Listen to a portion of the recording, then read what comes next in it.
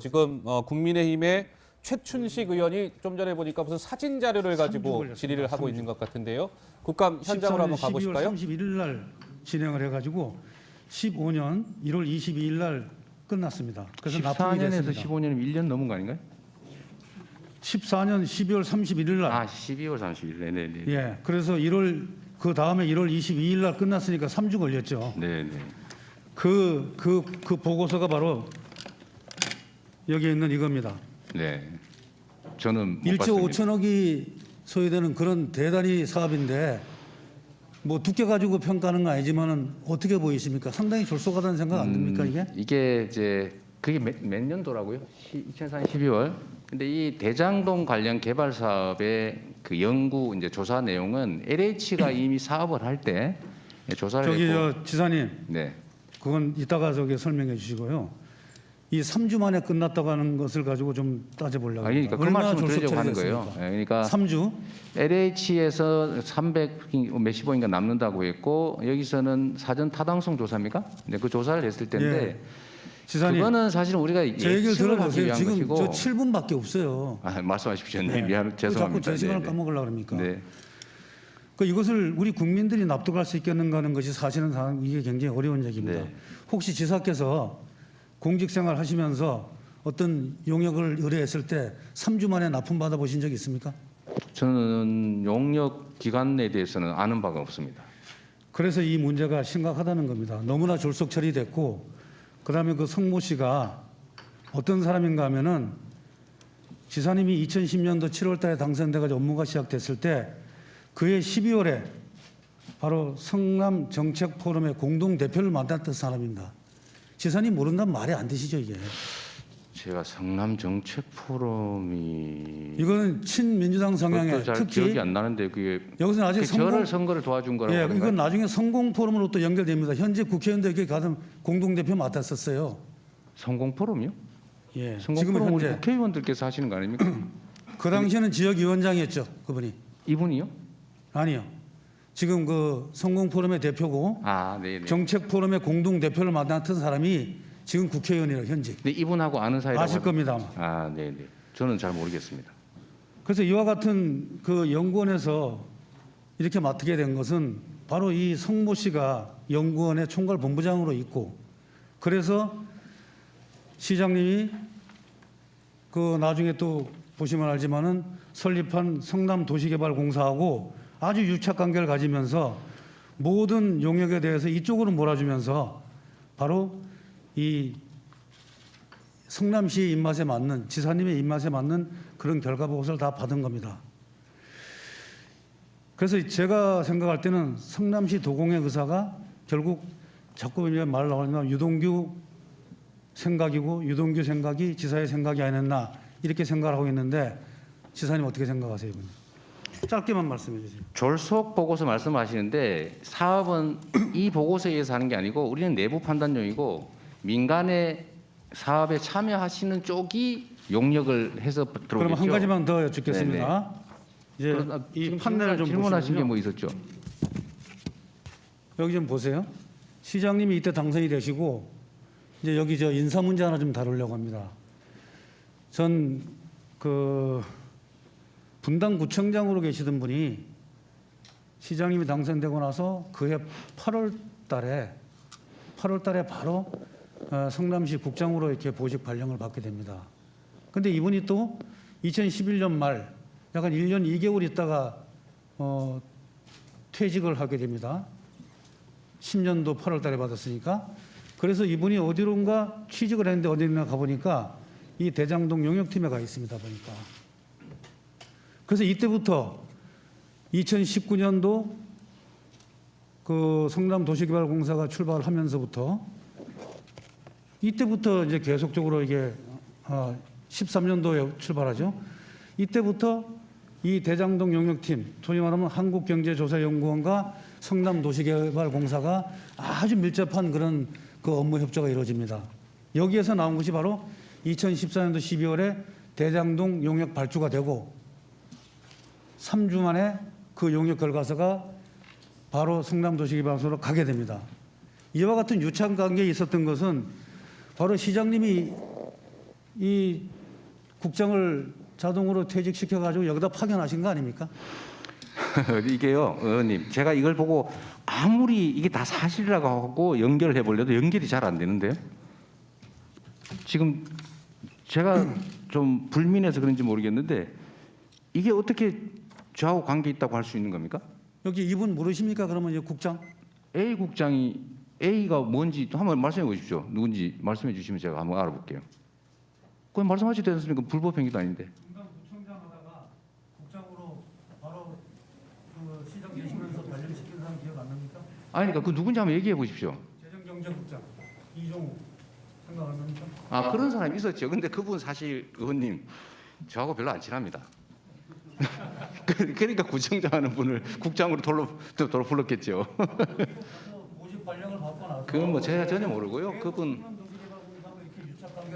제가 말씀을 드리자면 그런 분이 제가 한 10년이 넘어서 잘 기억이 안 나는데 그 전임 시장이 임명하신 구청장을 제가 아마 시장이 되면서 국장으로 도로 이렇게 소위 자천을 시켰던 모양인데 그분 퇴직한 후에는 제가 일치 한번 본 일도 없는 분이십니다.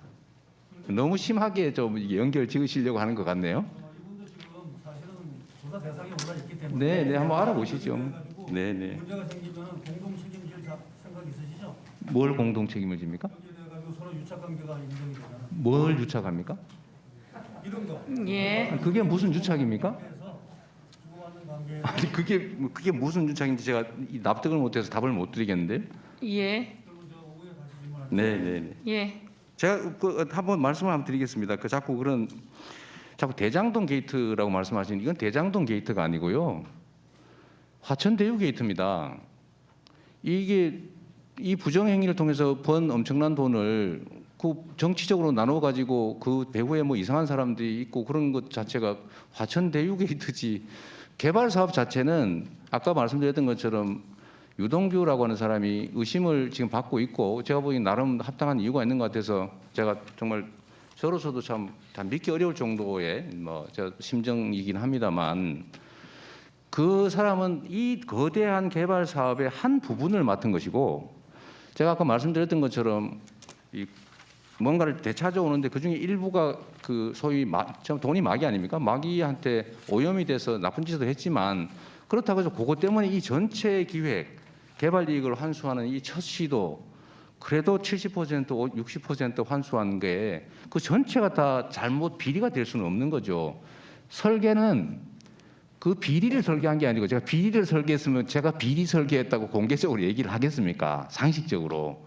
저는 공공환수 설계를 한 거예요. 그 안에서 민간의 몫을 어떻게 나눌지 그걸 어떻게 부정적으로 쓸지는 그 안에 은행, 투자자, 출자사 이분들이 결정하실 일이죠. 그걸 저한테 한 것처럼 국민들에게 인식시키려고 하는 시도를 자꾸 하시는데 좀 자제해 주시면 고맙겠습니다. 예. 최춘식 의원님 수고하셨습니다. 다음은 경기 광명시 을 더불어민주당의 양기대 의원님 질의해 주십시오. 네, 경기 광명을의 양기대 의원입니다. 지사님 민주당 대통령 후보로 선출되신 거 축하드리고 감사합니다. 특히 경기도지사 출신이 주요 정당의 대선 후보가 된 것이 이번이 처음이라 해서 더 회자가 되는 것 같습니다. 경기도지사는 며칠쯤 퇴임하실 계획이십니까? 일단 국감이 끝나고 또 이게 제가 가진 공직이 그냥 함부로 던질 수 있는 게 아니기 때문에 우리 도민들의 의견도 좀 수렴하고 적절한 절차를 거쳐서 적절한 시기에 하도록 하겠습니다. 네, 그건 이제 정하실 나름이고요. 도지사직 수행하면서 가장 좀 아쉬웠다, 그런 점 하나 있습니까? 아쉬운 점은 많지요.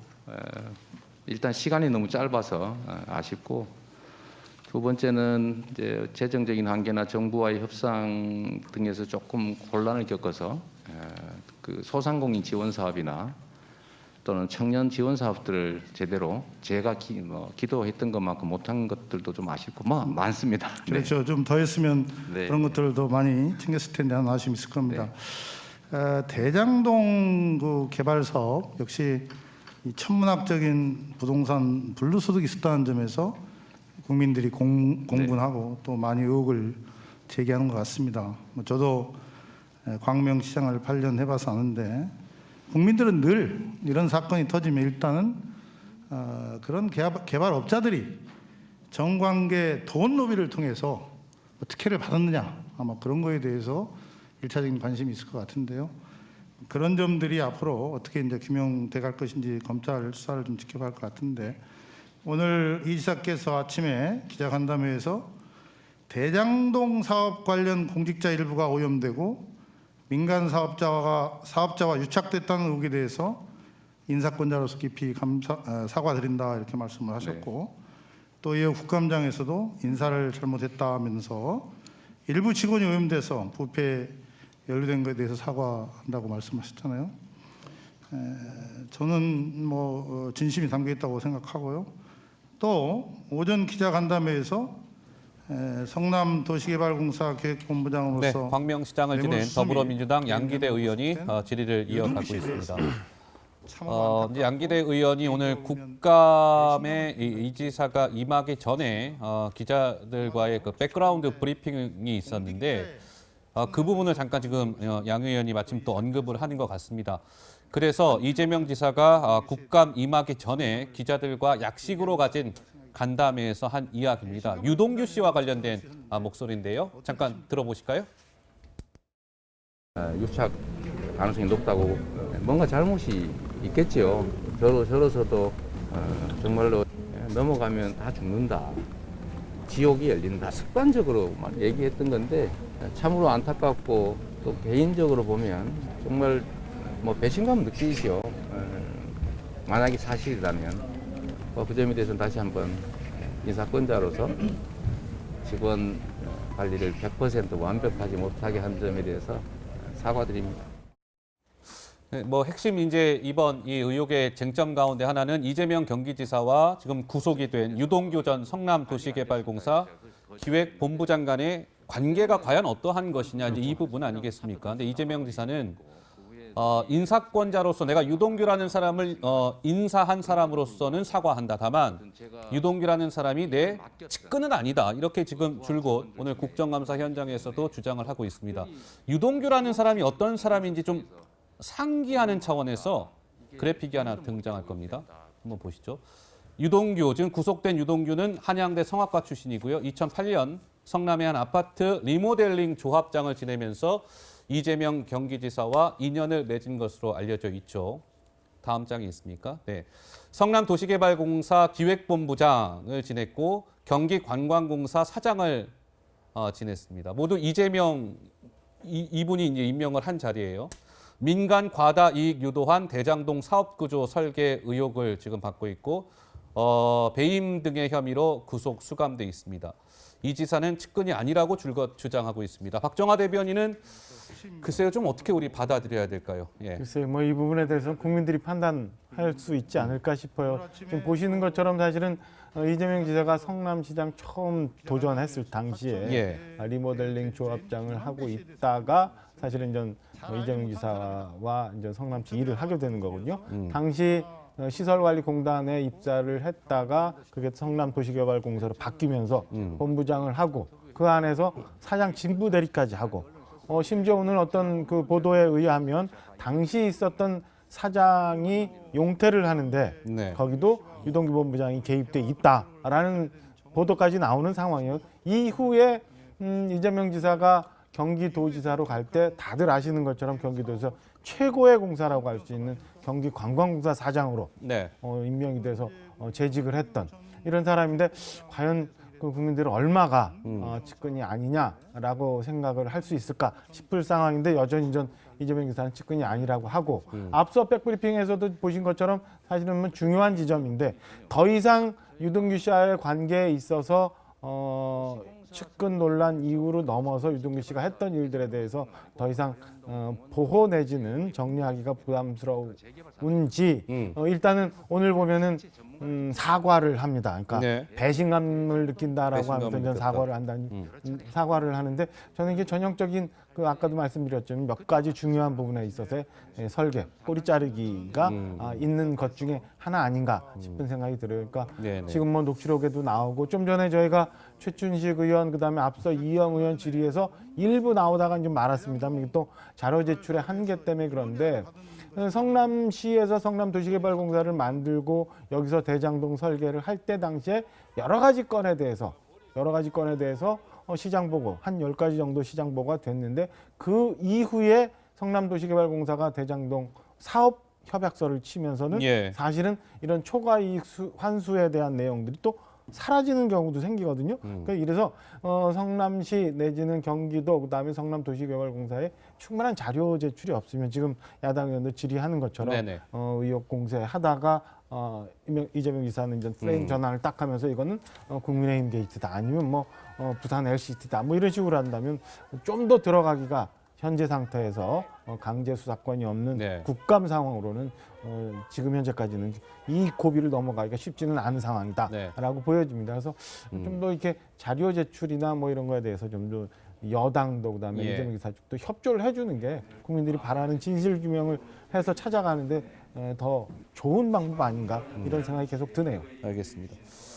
유동규 씨와의 이제 이재명 지사와의 관계에 대한 이야기를 잠깐 이제 나눠봤고요.